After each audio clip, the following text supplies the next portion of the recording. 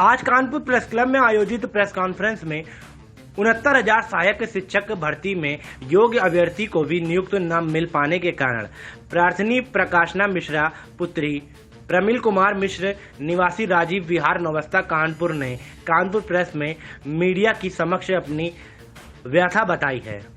प्रकाशना मिश्रा ने बताया कि 69,000 शिक्षक भर्ती की सुपरटेट परीक्षा में जनरल कैटेगरी समान वर्ग जाति ब्राह्मण 150 में से 114 अंक में मैं उत्तीर्ण हूं और मेरा कुल गुणांक 69.90 होता है, जो कि उक्त भर्ती में चयन हेतु आवश्यक योग्यता के मानक पर उच्च क्रम में होने में गृह जनपद में नियुक्ति दिए जाने के योग्य है। योग्यता होने पर भी ऑनलाइन फॉर्म भरने में बीएड के अंक पत्र से देखकर लिखने में अंकों का क्रम बदल जाने से हुई गलती के कारण मेरा चयन काउंसलिंग हेतु नहीं हुआ।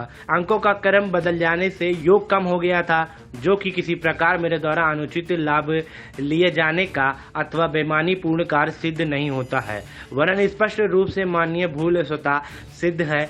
मेरे द्वारा शिक्षा विभाग में सचिव व स्वयं उपस्थित होकर इस विषय में प्रार्थना पत्र दिया गया।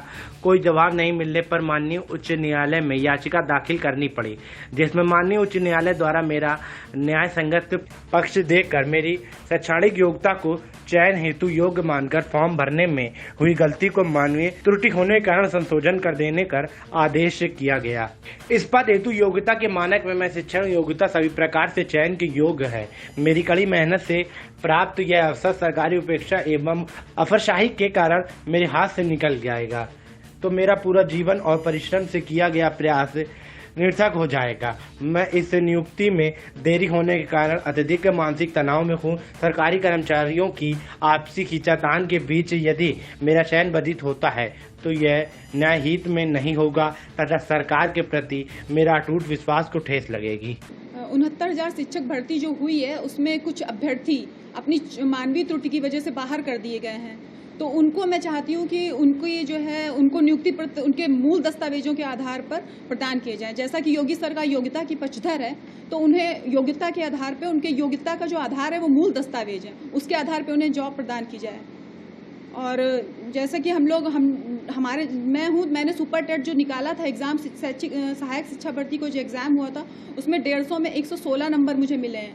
उसके पहले जो टेट का एग्जाम हुआ है उसमें 150 में 114 नंबर है मेरे।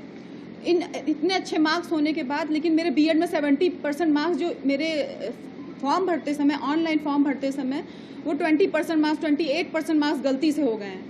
उसके आधार पर मुझे इससे बाहर कर दिया गया, ये कहते हुए कि कोई संशोधन का मौका कोई भी फॉर्म, और पिछले फॉर्म को ही जो सहायक भर्ती एग्जाम का जो फॉर्म कराया गया तो उसी को इन्होंने अंतिम फॉर्म का जानकारी मान करके दोबारा जो जानकारी हर बार लेते थे जिला आवंटन सूची के समय, उन्होंने कुछ भी नहीं ली और उसके आधार पर इन्होंने हम लोगों को बाहर कर दिया, ये कहते हुए कि हम लोग अयोग्य हैं।